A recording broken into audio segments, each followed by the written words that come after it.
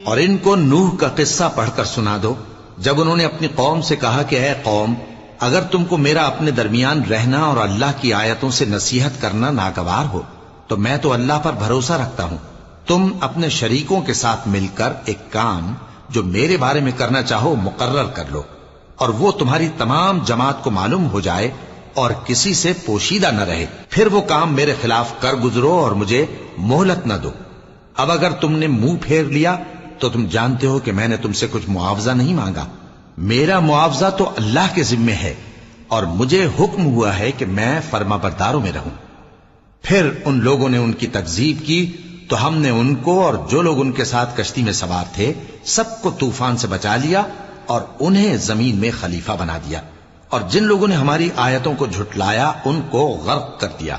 تو دیکھ لو کہ جو لوگ ڈرائے گئے تھے ان کا کیسا انجام ہوا۔ پھر نوح کے بعد